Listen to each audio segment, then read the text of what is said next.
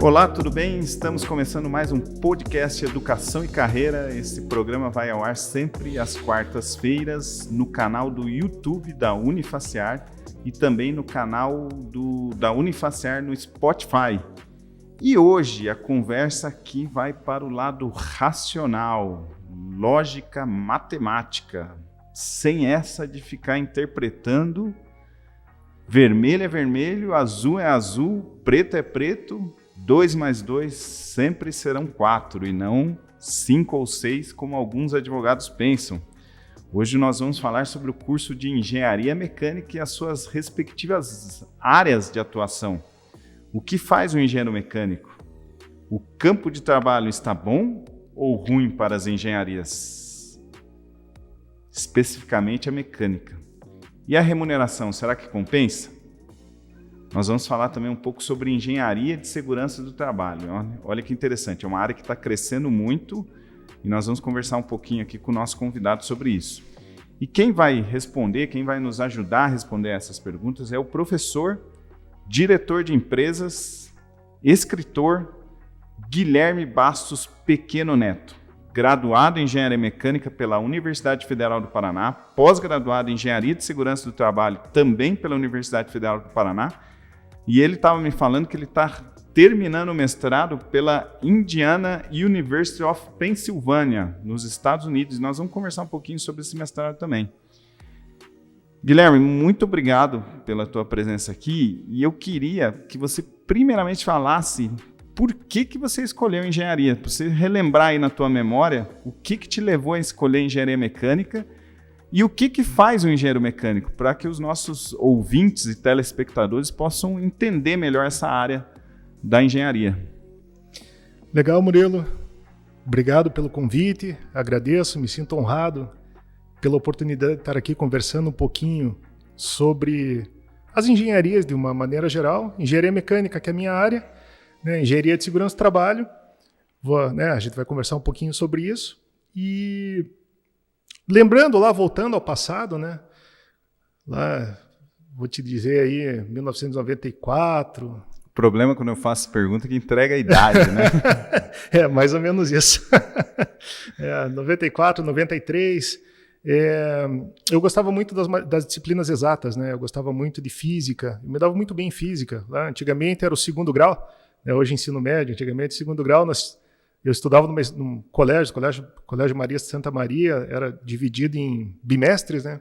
Então era o primeiro, segundo, terceiro e quarto bimestre. Santa Maria é Rio Grande do Sul, você é gaúcho. Não. Santa Maria... O Colégio Marista Santa Maria. Maria Santa Maria aqui em Curitiba. Eu sou nascido e criado aqui, né? E na disciplina de física, por exemplo, eu lembro que no terceiro bimestre, geralmente eu estava passado, a média era 5 para aprovação. Então, tirava 9 e acabou. Já estava aprovado. Então, o quarto bimestre geralmente era aquele bimestre mais de aproveitar o dia a dia. Eu era um pouquinho diferente. eu em física, eu tinha que ralar até o último do último, no apagar das luzes, ali nos 49, que eu conseguia a aprovação. Então, você vê que interessante. Isso faz parte mais ou menos do equilíbrio da sociedade, que é uma coisa tão bacana, né? Eu era assim em biologia. A biologia, para mim, era complicado. Então, eu tinha que estar ali ralando até o último do último mesmo para poder aprovar.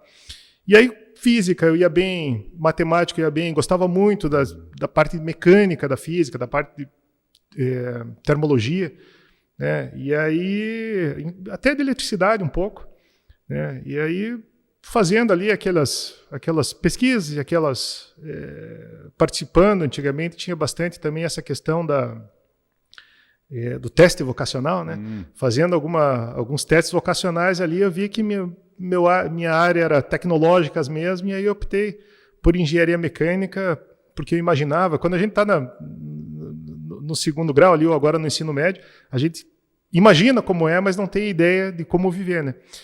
Como é viver a profissão, né? E aí eu acabei escolhendo, meio que sem saber o que era efetivamente, mas por ir bem em física e matemática, e graças a Deus deu certo, eu acabei me encontrando e me desenvolvendo bem nessa área.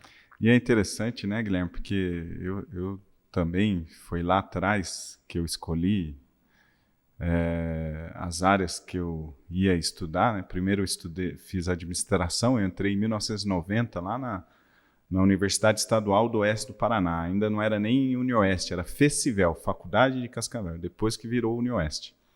Então, também a escolha foi meio... não tinha muito para onde ir. Falei, não, vou fazer administração que eu vou administrar a loja do meu pai. Nunca trabalhei na loja do meu pai, mas foi interessante. Hoje eu vejo que historicamente foi interessante. Depois eu acabei fazendo Direito. Em 1993 entrei em Direito. E era uma cidade próxima minha, lá de Cascavel, era Umuarama. E me formei em 97 em Direito e em 95 eu fiz Administração. Então, durante 3 anos eu fiz as duas. Mas nessa época, e não sei se para você também foi assim, tinham menos opções de escolha, né? Não existia tantos ramos da engenharia como tem hoje, não é mesmo? Sim, perfeito. Na verdade, na minha época, falava-se engenheiro, pensava-se engenheiro civil. Hoje até um pouquinho assim, mas é muito menos do que era antigamente. E mecatrônica, por exemplo, era um curso que estava iniciando, engenharia mecatrônica, né? Tinha poucas universidades no Brasil, no mundo, que falava nesse ramo, né, mecatrônica. E tinham poucas opções de engenharia mesmo. Era engenharia mecânica, elétrica, civil, química e cartográfica. Talvez ambiental veio um pouquinho Ambiental depois. veio um pouco depois. Ambiental veio um pouco depois. E já fala para nós, qual que é a diferença da engenharia mecânica para a engenharia mecatrônica? Então, a engenharia mecânica, ela tem, o cerne dela é a energia mecânica em si, são os dispositivos mecânicos, é o trabalho com metais, por exemplo. Metais, não metais também plástico, mas aquela tem um corpo muito metalúrgico ainda. A mecatrônica já é mais voltada à automação. Então, é a aplicação da energia da engenharia mecânica, mas com o foco ou com o complemento de uma engenharia elétrica, eletrônica e uma tecnologia que tem evoluído cada vez mais e permitiu que a mecatrônica se desenvolvesse, que é a instrumentação. Então, a gente tem aí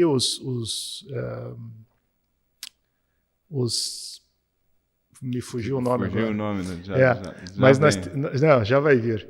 Nós temos aí os semicondutores. Lembrei. Que agora ficou famoso, porque está faltando em todo lugar os semicondutores. Em todo lugar está faltando. Né? Bem isso. Vieram os semicondutores e essa tecnologia relativamente nova que permitiu que a mecatrônica se desenvolvesse e o desenvolvimento tanto da mecânica quanto da mecatrônica permite que nós tenhamos aí os projetos mais automatizados, permite que a gente tenha os menores custos de produção, por exemplo, que resulta aí num benefício muito grande para a sociedade, né? Entendi. E o que faz o engenheiro mecânico? O engenheiro mecânico ele tem diversas áreas de atuação, ele tem diversas frentes. Então, nós temos a parte de projetos, que é uma parte muito importante da engenharia mecânica, projetos mecânicos. Então, dimensionamento de estruturas mecânicas, de estruturas metálicas, processos de fabricação, é muito desenvolvido na parte mecânica. Então, a metalurgia, a parte de usinagem, transformação de material, transformação lá do aço, dos minérios, em um dispositivo metálico. Então, nós temos ali a parte de projetos, tem a parte de manufatura, que é muito importante na mecânica também. Tem a ciência dos materiais, que é uma área de extrema importância. E interessante, pouca gente fala disso, mas o engenheiro mecânico também está ligado à educação. Então, quando eu estava fazendo o meu projeto, meu TCC, no caso lá da mecânica, eu até conversei, eu já na época já dava aula, então eu conversei com o meu orientador, né, o professor Alfredo Calisto, e ele falou para mim que, eu falei, professor, eu estou pensando em desenvolver alguma coisa da parte hidráulica, pneumática, mais voltada à educação, o que você acha? Tal? Ele falou, Guilherme, o engenheiro mecânico, uma das frentes é a educação também, então eu apoio, acho bacana. E aí a gente acabou fazendo alguma coisa nesse sentido já lá na graduação. Sabe? Esse viés de professor, que você também é professor já há bastante tempo, né, Guilherme? Esse viés de professor, então, vem lá de trás, essa vocação de professor vem lá de trás. Vem de trás e eu diria vem de antes da universidade, inclusive. Né? Meus pais são professores, meu pai e minha mãe são professores, desenvolveram a carreira deles como professores e se aposentaram como professores. Meus tios também, eu tenho uma família assim que tem bastante foco na parte de educação. Interessante. E antes, lá como eu ia bem em física e em matemática, eu estava no ensino médio, no segundo grau da época, e eu dava umas aulinhas particulares também já para o pessoal do primeiro grau. Então, o pessoal quinta, sexta série, eu tinha ali alguns alunos que de aula particular, né? E já cobrava um valorzinho. Já ganhava então, um dinheirinho. Já era um empreendor desde lá também. Sem empreendedor, dúvida. Professor, engenheiro, um pouquinho de cada ali. Um pouco de cada, sempre levando essas frentes em paralelo. Né? Legal. E Guilherme, como que você vê assim, o futuro da engenharia hoje? Né? A gente sabe que o mundo tem mudado e tem mudado muito rápido. Né? Essa pandemia acelerou várias frentes aí de mudança em geral. Como que você vê isso? Para onde caminha a engenharia? É importante também fazer aqui um relato, né? A gente que é um pouquinho mais velho, vamos dizer assim, a gente ia visitar uma fábrica e a gente via muita gente na linha de produção de uma fábrica, né? Hoje a gente sabe que quando a gente vai visitar uma fábrica, a gente praticamente vê máquinas, vê robôs e vê um ou outro funcionário ali na fábrica mesmo, né? Então, como que você vê esse futuro da engenharia como um todo, mas mais especificamente a engenharia mecânica? O que você acha? Para onde que vai essa questão? Você acha que a máquina vai substituir totalmente o homem? Como que você vê isso? Então, Murilo, eu vejo da seguinte maneira. É muito interessante enquanto você estava formulando a pergunta, começou a vir algumas coisas assim de lembrança, né? E acredito que há uns 3 anos, mais ou menos, eu estava dentro de uma fábrica de telha de fibrocimento. A fábrica tinha lá 1.000 e poucos funcionários, né, vários barracões e tal. E aí eu perguntei, eu estava lá numa noite que a gente estava mexendo numa das máquinas lá, e aí eu perguntei pro gerente geral ali da fábrica, eu perguntei assim, cara, quanto que você acha que vale essa empresa? Aí ele olhou, todos os barracões, tal, maquinário, etc. Ele falou, sei lá, uns 4 bilhões, mais ou menos. Eu falei, olha que interessante, na mesma semana, o Facebook tinha comprado o WhatsApp por 16 bilhões. Que a gente estava falando assim de poucas pessoas, pouco capital investido.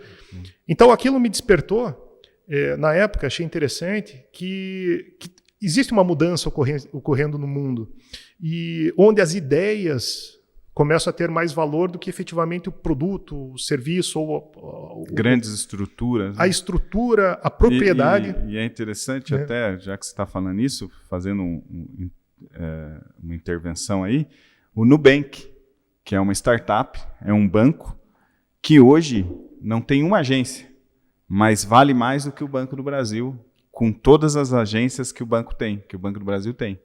Então, é bem isso que você falou, as ideias, as pessoas, o modelo de negócio é diferente do que era lá atrás. E olha que interessante, esse exemplo é muito conhecido, vários palestrantes falam sobre isso também, mas vem ao caso, né?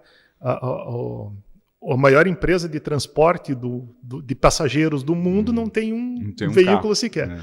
Né? Então, o mundo está mudando. Mas eu acredito no seguinte, dentro desse estoque de conhecimento que nós temos que ter para desenvolver, seja qualquer profissão que seja, e especialmente na engenharia e na engenharia mecânica, dentro desse estoque de conhecimento, aqueles profissionais que tiverem a capacidade intelectual de desenvolver, de transformar o conhecimento em serviço ou em produto, eles sempre vão ser muito, muito valorizados. E vão ser cada vez mais valorizados. Então, eu imagino que mesmo o mundo mudando e essas alternativas acontecendo, aquele cerne, aquela estrutura básica da engenharia mecânica, por exemplo, sempre vai ter um campo de trabalho. E os engenheiros mecânicos que se capacitarem, que estiverem dispostos a estudar cada vez, a ter um estudo constante, a ter uma atualização constante, esses profissionais sempre vão ser muito valorizados pelo mercado, sempre haverá necessidade desses profissionais, independente se nós tivermos uma empresa de 1.000 e poucos funcionários, um barracão com várias máquinas com 1.000 e poucos funcionários, ou aquela empresa que de repente tem um software, tudo em nuvem, poucas pessoas, mas o engenheiro mecânico que conhece, que sabe, que entende os assuntos necessários para o desenvolvimento, para o serviço ou para o produto, ele sempre vai ter sempre vai ser muito valorizado, sempre vai haver necessidade deles. Eu geralmente, quando eu falo com os nossos alunos de engenharia da Unifacer, a Unifacer possui o curso de engenharia mecânica na modalidade presencial e à distância. Recentemente, inclusive reconhecemos o curso do campus Araucária, uma nota muito boa. Eu sempre falo para eles o seguinte: olha, antigamente as faculdades formavam engenheiros para trabalhar numa Volks, numa CNH, numa Renault, enfim, no setor de metalurgia, né? E hoje é diferente. Hoje a gente forma engenheiros mecânicos para prestar serviço para essas empresas, que é uma lógica diferente do que você trabalhar lá como um CLT, por exemplo. É totalmente diferente, porque para você prestar serviço para aquela empresa, você tem que ter algum produto, algum serviço que faça sentido para aquela empresa e, de alguma forma, você tem que ter capacidade empreendedora para oferecer esse serviço para aquela empresa, né? Você mesmo é um engenheiro mecânico que é empreendedor também, você hoje é sócio e é diretor de uma empresa que trabalha com engenharia de segurança do trabalho e presta serviço para muitas dessas grandes empresas, né? Então, você é um desses, né? Você é um engenheiro mecânico que hoje, atualmente, não trabalha lá na linha de produção de uma grande empresa, ou, né? Você não é um seletista lá naquela empresa, né?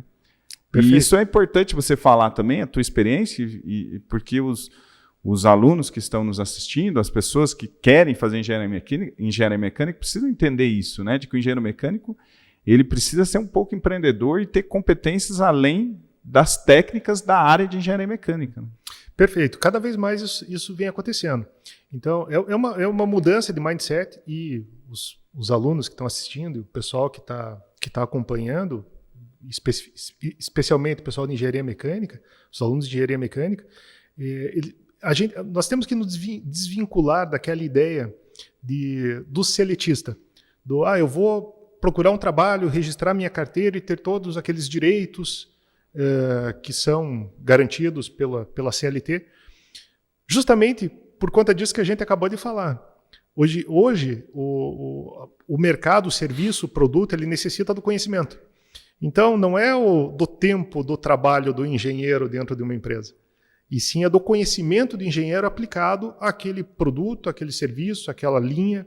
Então, e as empresas, eu tenho notado isso dos vários clientes que nós atendemos, na minha empresa, na nossa empresa lá, na empresa da qual eu sou sócio, sou diretor, eu tenho visto que a manufatura enxuta, a redução e a terceirização são um caminho que eles estão acontecendo cada vez mais, numa quantidade maior, tudo isso visando a redução no custo de produção e a disponibilização maior do serviço para a sociedade em geral. Então é uma coisa boa, não é uma coisa ruim.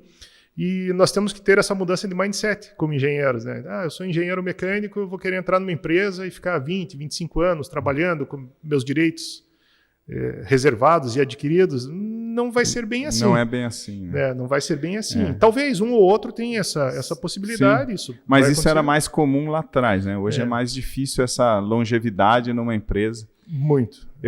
Recentemente eu assisti um podcast do CEO da Positivo Informática.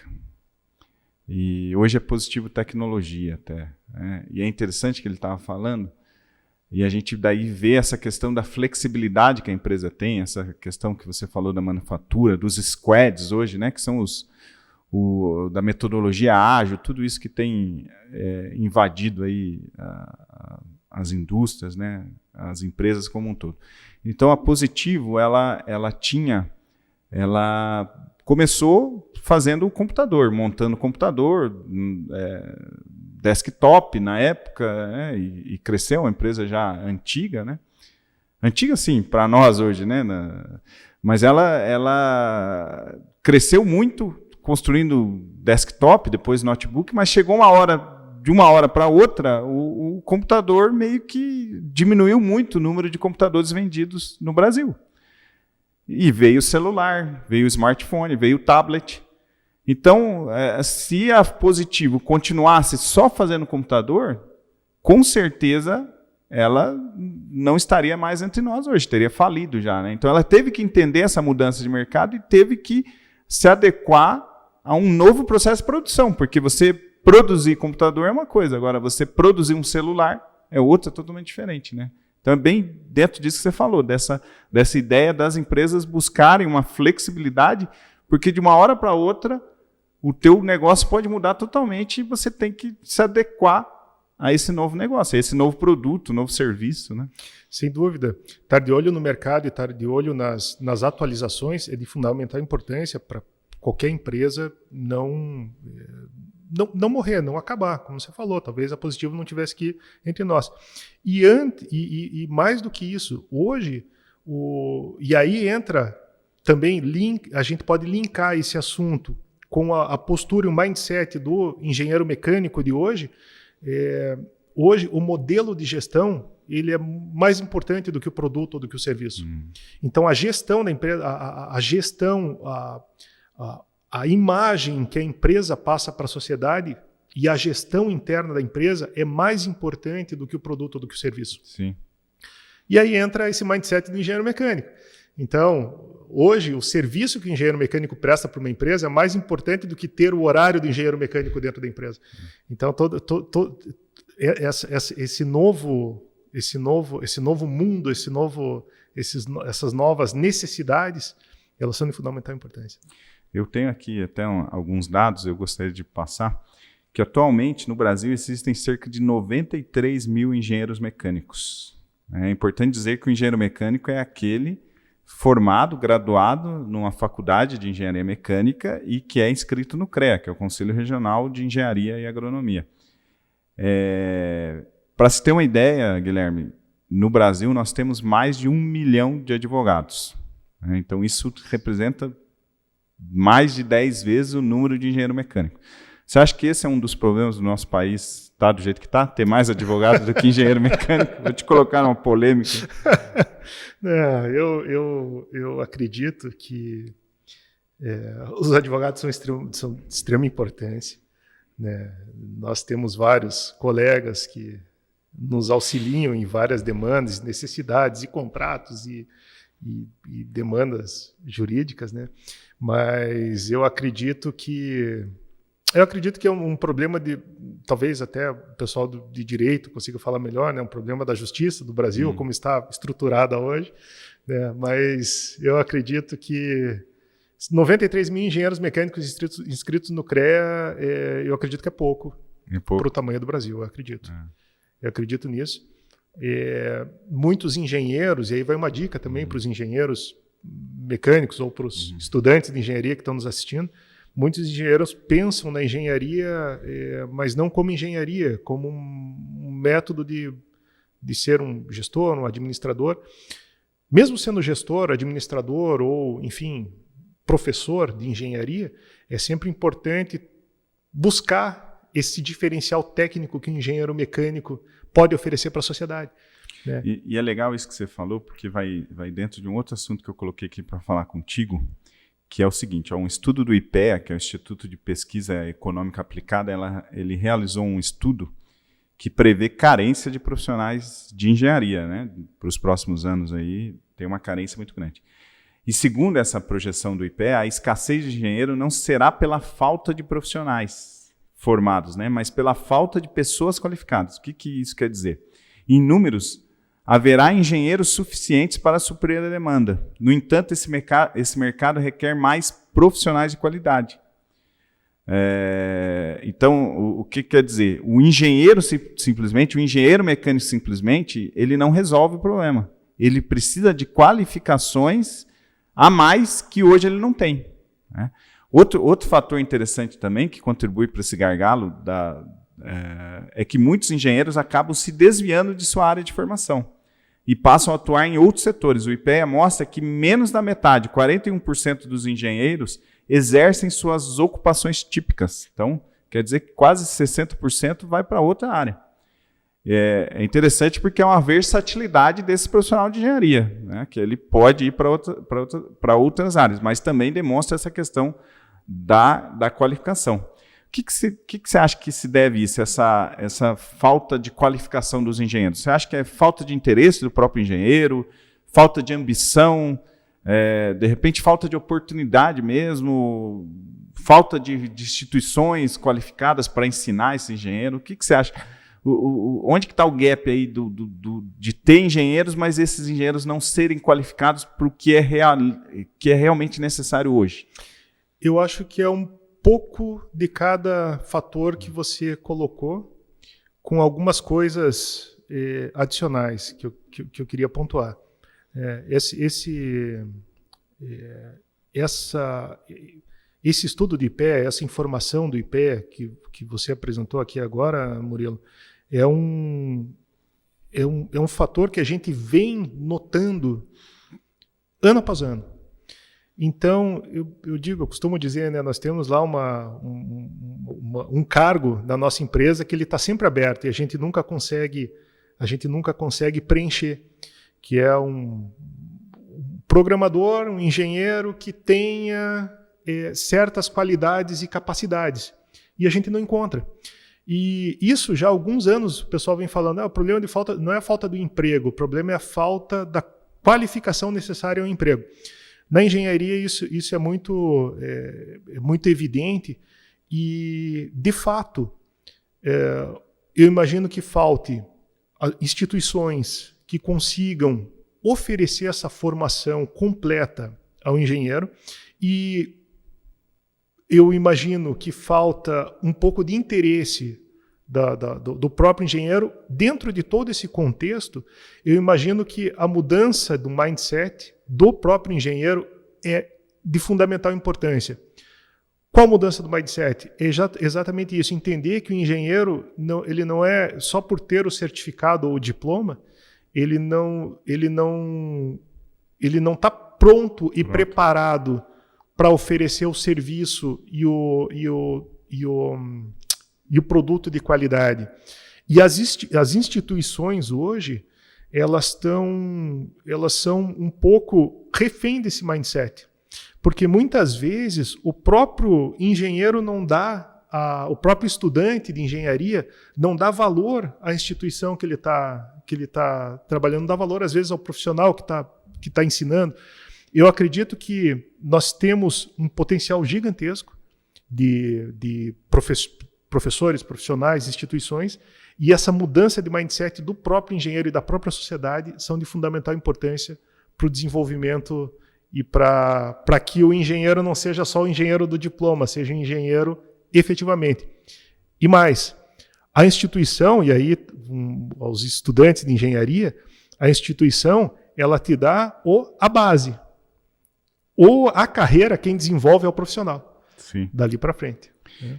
Quero lembrar a todos que esse episódio vai ao ar na quarta-feira, no canal do YouTube da Unifacear, e também no Spotify, lá no podcast Educação e Carreira.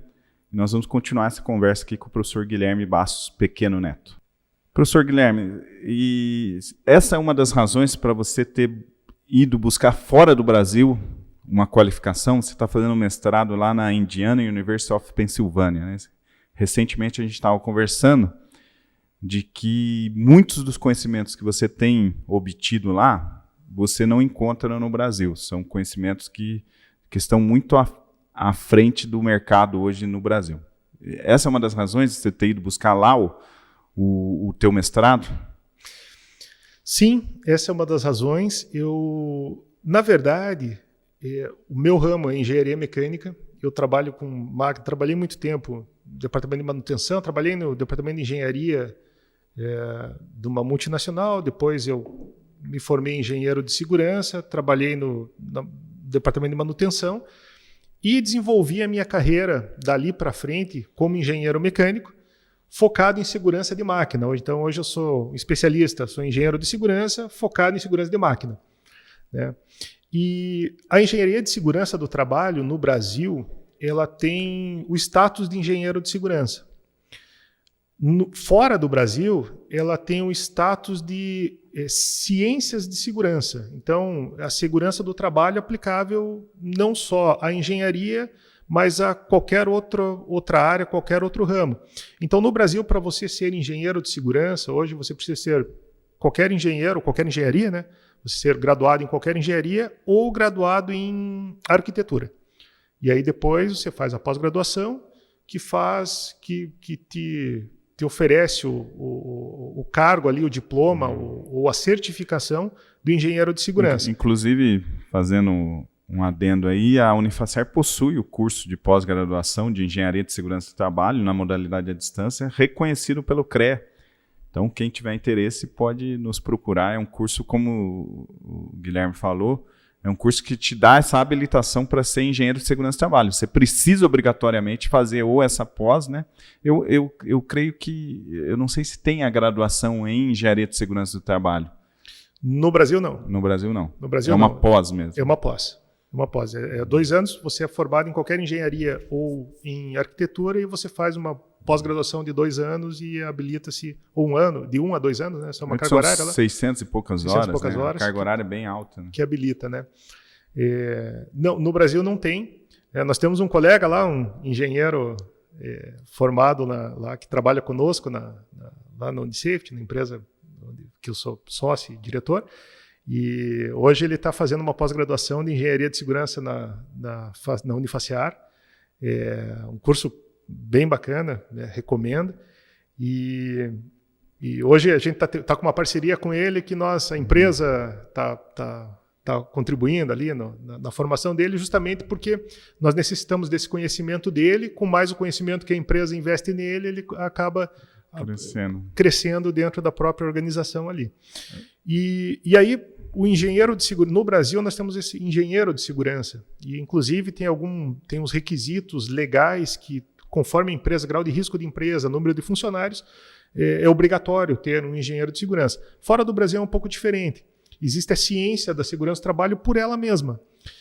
O que eu imagino, o que eu entendo, muito mais pertinente, muito mais,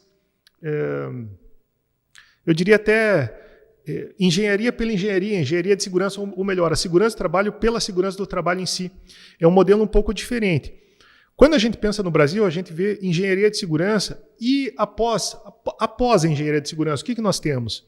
No Brasil a gente tem muito pouco. Então, eu não vejo instituições no Brasil que ofereçam um mestrado em segurança do trabalho ou um doutorado em segurança do trabalho, ou safety science, né, as ciências de segurança. E aí foi por isso que eu fui buscar fora. Nós temos um no Brasil, que é a Fundacentro, que faz todo o gerenciamento, lá, a organização, a administração desse curso de mestrado em segurança do trabalho, mas é um curso muito restrito.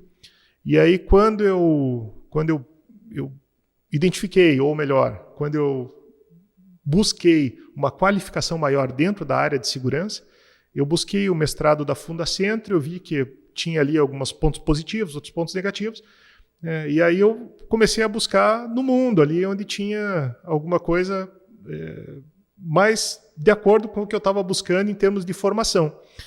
E aí eu encontrei a Indiana University of Pennsylvania, encontrei ela e mais algumas outras nos Estados Unidos, vi algumas na Europa também, e hoje com o ensino remoto, né, educação à distância, hoje isso tá bem mais fácil.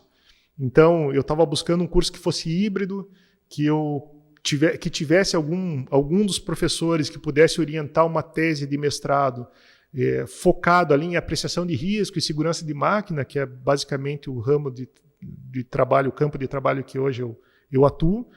E aí eu fiz algumas pesquisas e encontrei a Indiana University of Pennsylvania, encontrei também uma professora disposta ali a fazer a orientação dessa tese de mestrado, e aí deu certo, acabei aplicando lá, acabei fazendo a minha inscrição, acabei fazendo meu processo seletivo, fui aprovado, né, e hoje estamos desenvolvendo lá, estamos quase no final, falta só a tese agora, que eu devo defender ali até fevereiro, eu devo defender. Tirar um peso das costas, né? E até para os nossos ouvintes e telespectadores entenderem um pouco da importância, eu falei aqui no início da importância dessa área de segurança do trabalho, eu peguei alguns dados que mostram de 2012 a 2020, mais de 21 mil trabalhadores sofreram acidentes fatais no Brasil.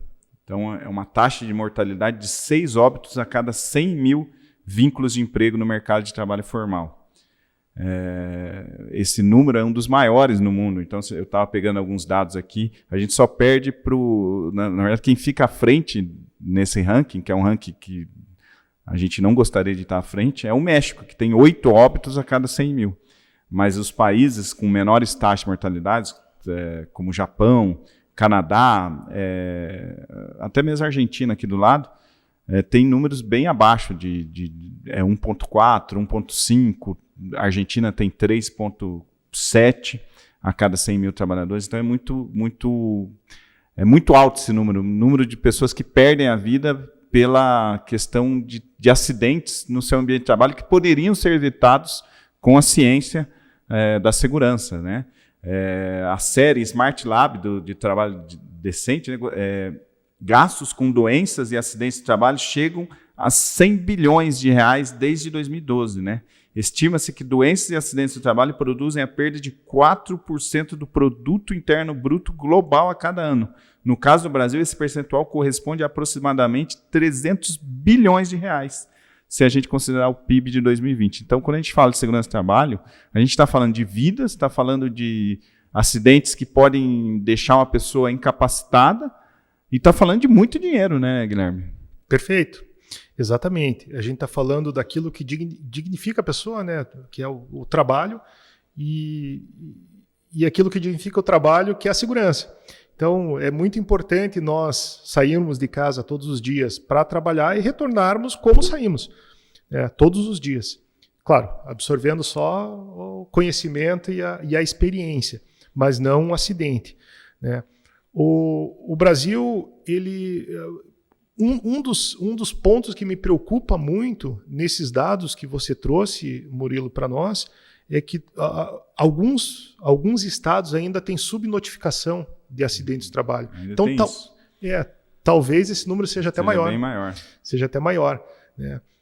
Nós temos políticas e características muito bacanas da segurança do trabalho no Brasil.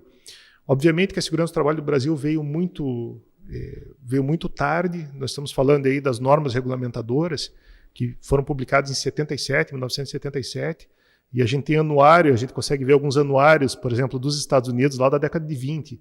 Né? Então, a segurança do trabalho no Brasil ela veio tardiamente. Né? Então, mas tem bastante coisa bacana. Por exemplo, na América do Sul, não existe local onde você pague pelo teu equipamento de segurança. Por exemplo, o funcionário tenha que pagar pelo seu equipamento de segurança. Coisa que a gente às vezes vê em alguns estados nos Estados Unidos ou alguns países da Europa. Né? Por outro lado, nós temos essa questão do descaso da segurança do trabalho, da falta de profissionais capacitados, porque aquilo que eu comentei agora há pouco, que o Brasil tem por lei, conforme o grau de risco e o número de pessoas, você tem que ter um engenheiro de segurança. Isso é muito bom, por um lado, porque você precisa do engenheiro de segurança trabalhando. Por outro, alguns engenheiros podem ter a ideia de que, então eu vou fazer engenharia de segurança porque a empresa tem que me contratar. E não porque eu preciso fornecer um trabalho de engenharia para garantir a segurança dos operadores, das pessoas. Revisão de processos, né? Uma revisão de processo, uma análise de risco. Né? E eu fiquei muito impressionado positivamente com a qualidade da segurança do trabalho fora do Brasil e destacado da engenharia. né? Então, o meu mestrado que eu fiz lá, eu tinha lá pessoas formadas em segurança do trabalho, lá eles têm isso como uma graduação, né? Mas tinha pessoas lá formadas em direito, por exemplo, formadas tinha lá uma colega lá que era enfermeira, e que eles tinham a pós-graduação em segurança do trabalho, então acabavam englobando isso.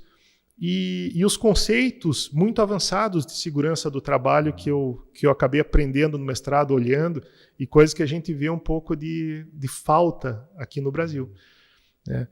Mas que é de extrema importância, de fundamental importância, o trabalho do engenheiro de segurança, do técnico de segurança, aquele trabalho efetivo da ciência da segurança aplicada, isso é indiscutível e indispensável. A gente até vê muitos memes, né, de pessoas trabalhando com total falta de segurança, né? E claro, tem alguns que são antigos, mas muitas vezes falta consciência da empresa, falta consciência do próprio trabalhador, né? A gente sabe que tem empresas que fornecem todos os EPIs, né, os equipamentos de proteção individual, e o próprio trabalhador acha que não deve usar, porque não sei qual o motivo, né?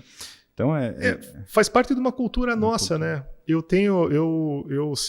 ouço, vira e mexe eu ouço, né? Eu gosto muito de andar de motocicleta dentro de moto.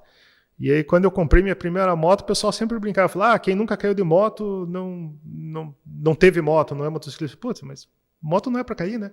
Então a gente tem aquela cultura do acidente, do trabalho aceitável no Brasil. Infelizmente, isso é uma cultura que a gente tem que mudar. O acidente ele não é aceitável, né? Em hipótese alguma. Então faz parte um pouco da nossa cultura de toda a ordem, né? E eu falei aqui no começo do podcast da remuneração. Tem uma ideia de remuneração hoje do engenheiro mecânico, do engenheiro de segurança do trabalho, só para dar uma visão. A gente sabe que depende muito da carga horária, depende muito do tipo de serviço, mas...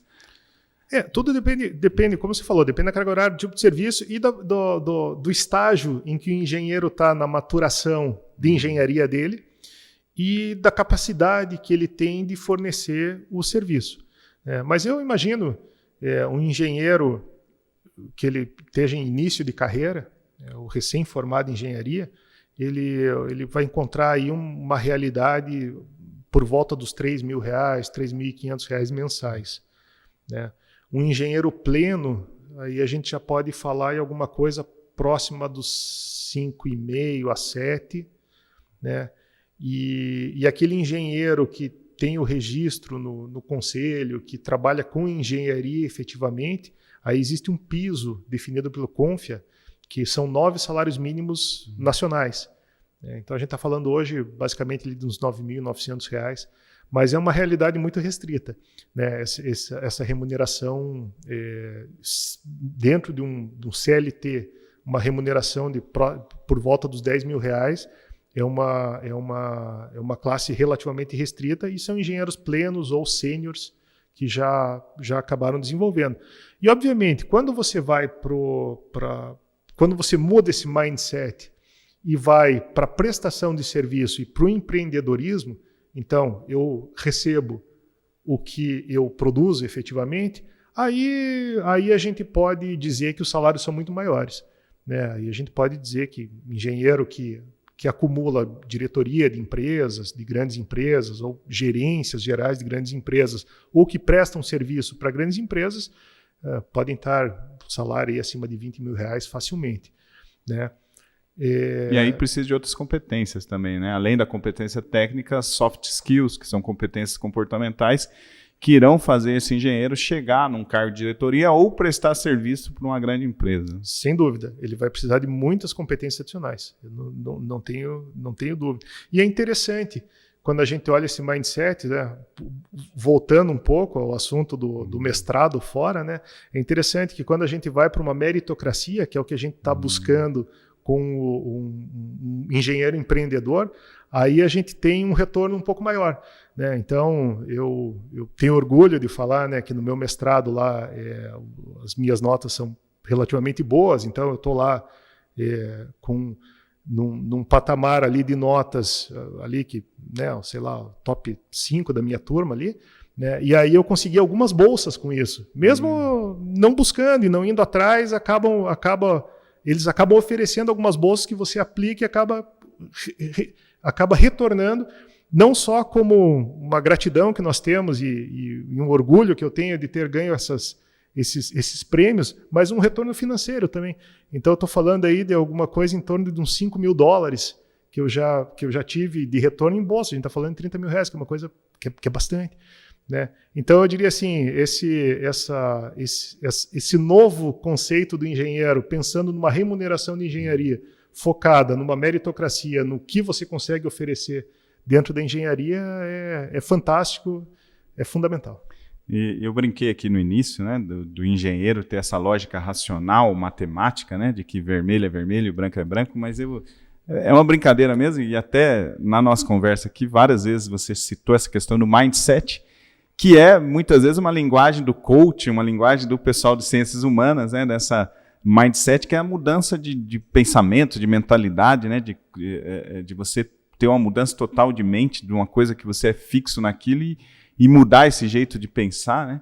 E isso, o engenheiro falando isso, mostra então que o engenheiro não é tão quadradinho assim, que preto é preto, branco é branco, ele consegue também ter essa flexibilidade. Né? Perfeito, tem que ter essa flexibilidade e muitas soluções de engenharia dependem da criatividade. Então, e a criatividade vem justamente em não achar que tudo foi feito de uma mesma maneira sempre. Né? Eu acho interessante, eu converso muito hoje em dia fala-se muito de ciência, tal, tudo, fora dessa questão política, né? O pessoal fala de ciência, tá todo mundo meio que envolvido e olhando essa questão da ciência, às vezes eu brinco, né? Eu falo, se de repente se Einstein não tivesse questionado Newton, talvez nós não tivéssemos toda a evolução que nós temos hoje. Né? Então, força igual a massa vezes aceleração. Beleza, mas se a aceleração mudar, e se o tempo não for igual para todos os corpos? E aí a gente começa a pensar e a aplicar um pouco dessa criatividade, disso que vem lá das humanas. Assim. Vamos usar uma linguagem de coach também, sair fora da caixa, né? Sair fora da caixa. Exatamente. Como que é o nome do teu livro, Guilherme?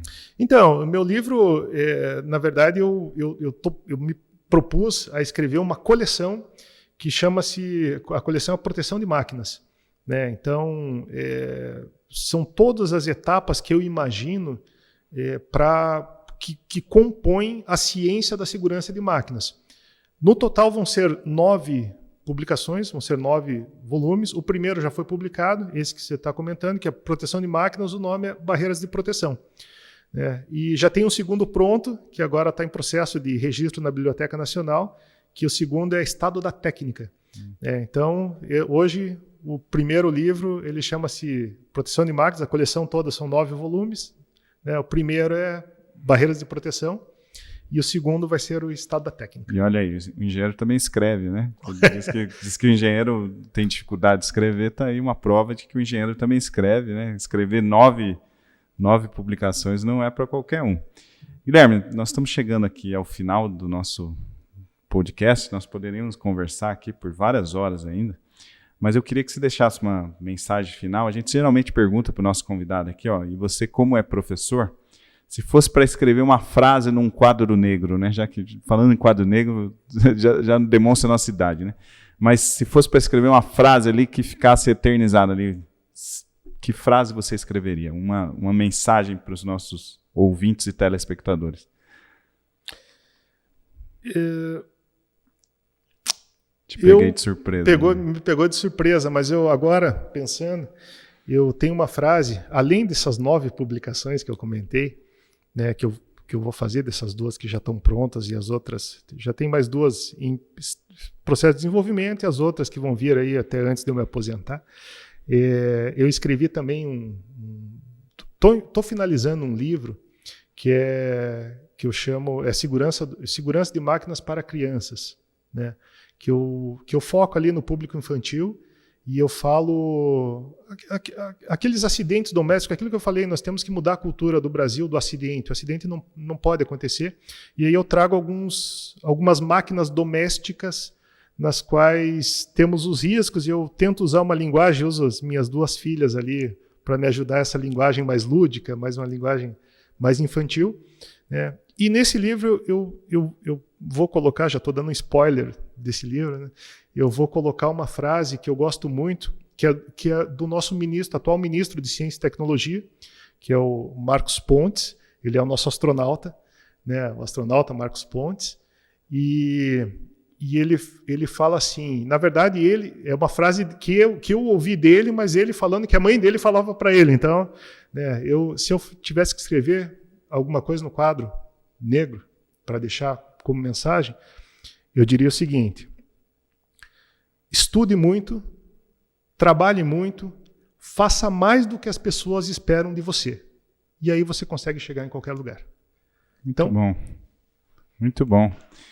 E eu quero lembrar aos nossos ouvintes, telespectadores, que se inscrevam no canal, ativem o sininho, façam as marcações. Eu sempre esqueço de falar isso, mas é importante também para você receber as novidades e também para ajudar o canal no crescimento. Toda quarta-feira, então, nós temos um novo convidado aqui falando sobre temas ligados à educação e carreira. Guilherme, muito obrigado pela tua participação, pela tua disponibilidade de vir até aqui. E é um prazer sempre tê-lo aqui. Eu que agradeço, Murilo. É muito bom, gostei muito da nossa conversa. Estou sempre à disposição. Quando você me convidar, eu venho. Eu gostei muito dessa nossa conversa. Gosto muito já sou professor da Unifaciar desde 2009. Isso. Então, já dou aula há um bom tempo, gosto muito da instituição. E gosto muito de falar de educação, como eu falei, né? Às vezes estou em duas frentes ali. E educação, para mim, é a base, é o futuro, é o que nós precisamos fazer como sociedade e como Brasil para evitar, para reduzir os problemas que nós temos hoje. Então, foi um prazer, agradeço imensamente tanto a Unifaciar quanto a você, Murilo, e estamos à disposição.